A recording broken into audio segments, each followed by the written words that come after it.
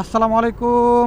আবার চলে আসছি আমার সেই পুরনো জায়গায়, যেখানে আমি প্রায় ম্যাক্সিমাম এই বাইকের যে ভিডিওগুলো আছে সবগুলো আমি ম্যাক্সিমাম এইখানেই করছি। কারণ এখানে খোলা জায়গা, বাতাস আছে, আর ঝামেলা নাই, কিছু নাই, আরামসে ভিডিও করা যায়। এইখানটাতেই থামাবো। এর আগে একটা ভিডিও আমি, একটা না দুই তিনটা ভিডিও আমি এইখানেই করছি। আচ্ছা, তো ঘটনাটা হয়েছে এর আগে এই বাইকটা নিয়ে বেশ কয়েকটা কোশ্চেনের একটা পর্ব দিছিলাম আমি। তো ওইটা নিয়ে অনেকেই তারপরে আরও বেশ কিছু কোশ্চেন করছে। তো এই জন্য আমি চিন্তা করছি যে কোশ্চেনগুলারে আমি একটু সাজাই নেই, কারণ মোটরসাইকেল চালানোর সময় না কোশ্চেনের উত্তর দেওয়াটা একটু টাফ, আর দেখা যায় মানে সিরিয়ালটা ঠিক থাকে না। এই জন্য আমি একটু সিরিয়ালটা করে নিছি, যাতে মানে কথাগুলো বলতে সুবিধা হয়। তো এই জন্য খুব বেশি লম্বা চড়া করবো না, ছোটোখাটোর মধ্যেই আমি শেষ করে দিব। বাইকটা দেখেই তো বুঝছেন, এটা হচ্ছে স্পোর্টস এডিশন হিরো স্প্লেন্ডার প্লাসের। এটা হচ্ছে ডিস্ক ভেরিয়েন্টের।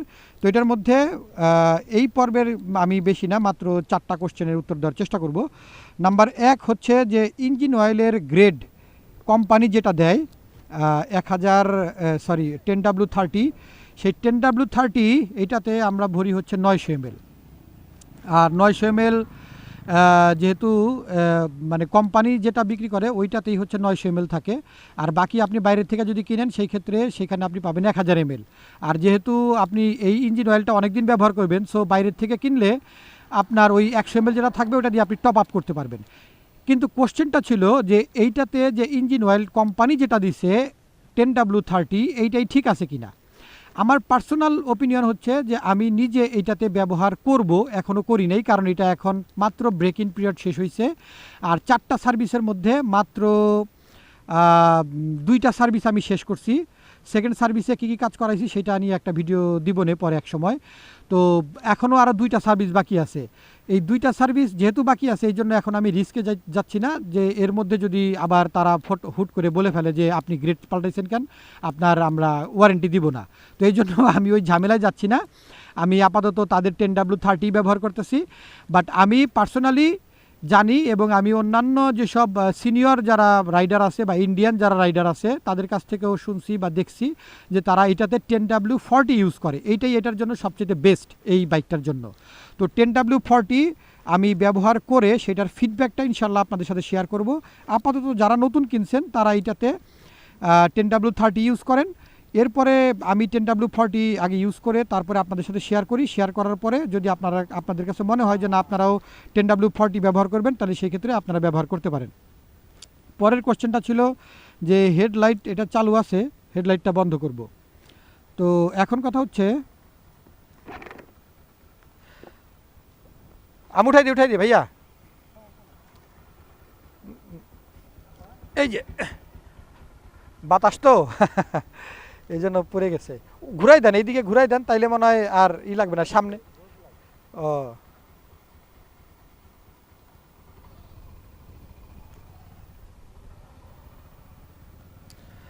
বাচ্চার মাথায় ক্যাপ ছিল, ক্যাপটা পড়ে গেছে। আচ্ছা, এরপরটা হচ্ছে যে হেডলাইট সবসময় চালু থাকে, এটাকে আমি বন্ধ করতে চাই। ভাই, যদি আপনার এটা এখনও ওয়ারেন্টি পিরিয়ডের মধ্যে থাকে তাইলে ওই ঝামেলাটায় যায়েন না।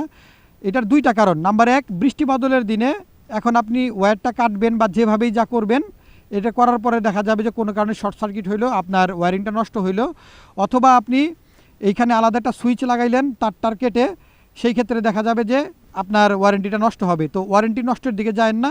এখন আপনি আপাতত যেটা করতে পারেন সেটা হচ্ছে যে আপনি হ্যালোজেন বাল্ব সেটাকে চেঞ্জ করে আপনি চাইলে এটাতে এলইডি লাইট লাগাইতে পারেন, কোনো সমস্যা নাই। আপনি বংশালে গেলে পাবেন, অথবা ঢাকায় মিরপুরে অ্যাভেলেবেল আছে। আর আপনারা যারা ঢাকার বাইরের অন্যান্য জেলায় আছেন তারা চাইলে সেখান থেকে আপনারা চাইলে মানে যে কোনো ভালো সার্ভিস সেন্টার থেকে হ্যালোজেন চেঞ্জ করে আপনারা এলইডি লাগান। বাট এখনই কাটাকাটি করেন। আর যাদের ওভার হয়ে গেছে তারা চাইলে এটা আলাদা সুইচ না, আপনি চাইলে ফুল ওয়েভ করতে পারেন। ফুল ওয়েভ করলেও দেখা যাবে কি যে আপনার আলোটা সবসময় একরকমই থাকবে। আপনি ফুল ওয়েভ করতে পারেন। আমার আগে রানার বোল্ট ওইটাতেও ফুল ওয়েভ ছিল, তো আপনারা চাইলে সেটা ইউজ করতে পারেন। ওই ক্ষেত্রে এটাতে পাওয়ার আর একটু বেশি পাবেন। আচ্ছা, দ্বিতীয়ত হচ্ছে পিলিয়ন নিয়ে চালালে ব্যালেন্স কমে যায় কি না। ভাই, আমি নর্মালি 90% ক্ষেত্রে আমি পিলিয়ন নিয়ে চালাই। পিলিয়ন নিয়ে চালালে কোনো সমস্যা হয় না আলহামদুলিল্লাহ। এখন পিলিয়ন আপনার ওয়েটের কারণে যদি এখন আপনার কাছে আনইজি মনে হয় সেটা অন্য বিষয়, বাট এইটাতে ব্যালেন্স এত ভালো থাকে, মানে আপনি যখন এটাতে সিটে বসবেন, এটার সিট হাইটটা তো অত বেশি নেই স্পোর্টস বাইকের মতো, আর আপনার পিলিয়ন সিটটাও স্প্লিট সিট না যে আপনার পিলিয়ন একেবারে বাঁকা হয়ে বসতেছে, এরকম না। পিলিয়ন খুব ইজিলি বসে আর আপনি ওইখানে খুব ইজিলি বসবেন। আর এটা যেহেতু সিট হাইটটা কম, সো আপনার ইজিলি আপনি যদি 5 ফিট 6, 5 ফিট 7, 8 এরকম হন, ইজিলি আপনার পা একবারে মাটিতে ভাঁজ হয়ে থাকবে, যার জন্য আপনার ব্যালেন্সটা খুব ভালো থাকবে। আপনার ব্যালেন্স নিয়ে বা জ্যামের মধ্যে চালাতে কোনো সমস্যা হবে না, আপনার পিলিয়ন হোক না 100 কেজি, কোনো সমস্যা নাই। দেশের বাইরে মানে ইন্ডিয়াতে তো এগুলা দিয়ে মানুষ মাল টানে, বড় বড় ব্যবসায়ীরা, আর আমরা তো এগুলা মানে নর্মাল পিলিয়ন চড়বে। আর পিলিয়ন তো নর্মালি সবার সাথেই থাকে, কম বেশি দেখা যায় বন্ধু বান্ধব চড়ে, অনেক সময় এটার মধ্যে 2 জনও বসে পিছনে পিলিয়ন।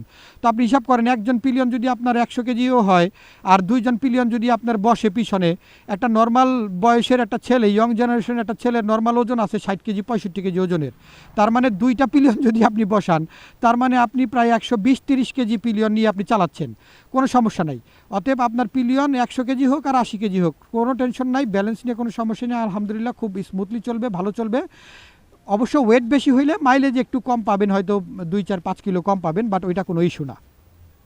তো এটা নিয়ে কোনো সমস্যা নাই, পিলিয়ন নিয়ে চালালে কোনো সমস্যা নাই। লাস্ট কোশ্চেনটা হচ্ছে যে i3s চালু থাকলে পাওয়ার কমে যায় কি না।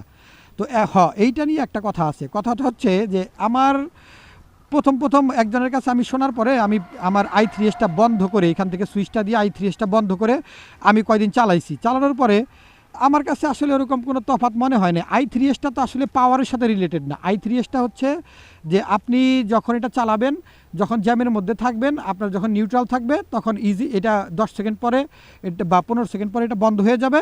এরপরে যেমন এই যে এতক্ষণ আমার i3s চালু ছিল, এই যে আমি টান দিলাম, চালু ছিল, ও না সরি, i3s আমি আবার বন্ধ করে দিছি। আচ্ছা, এই যে চালু হয়ে গেছে। এখন আমি বাস গিয়ারে দিয়ে আমি চালালাম। এখন ঘটনা হচ্ছে i3sটা হচ্ছে এইটার একটা টেকনোলজি, এটা ইঞ্জিন কাট অফের সাথে সম্পর্ক, ইঞ্জিন বন্ধ হবে চালু হবে সাথে সম্পর্ক, স্টপ স্টার্টের সাথে সম্পর্ক, এটার সাথে পাওয়ারের কোনো সম্পর্ক নাই। যদি কারো কাছে এরকম মনে হয়, আমার মনে হয় আপনি ভুল ভাবতেছেন বা আপনি ভুল চিন্তা করতেছেন, বাট এটার সাথে পাওয়ারের সাথে ইঞ্জিনের সাথে কোনো সম্পর্ক নাই। এটা অ্যাজ ইউজুয়াল, আপনি এটা চালু থাকলেও ইঞ্জিনের থেকে যে পারফরমেন্স পাবেন, বন্ধ থাকলেও আপনি সেই সেম পারফরমেন্স পাবেন। সো এইটা নিয়ে মানে আলাদা করে চিন্তা করার কিছু নাই। তো বাকি কোশ্চেনগুলো আমি আবার একটু নোট করে আমি আবার অন্য আরেকটা ভিডিওতে দিব ইনশাল্লাহ। আপাতত এই পর্যন্তই। যদি আরও কারো কোনো কোশ্চেন থাকে এই বাইকটা নিয়ে, তাইলে আপনারা কমেন্ট বক্সে লিখে জানায়েন, আমি ইনশাল্লাহ সেখানে আপনাদের কোশ্চেনের উত্তর দেওয়ার চেষ্টা করব। বাকি আপনারা সাবধানে চালাবেন, হেলমেট পরে চালাবেন, ভালো থাকবেন, সুস্থ থাকবেন। আল্লাহ হাফেজ।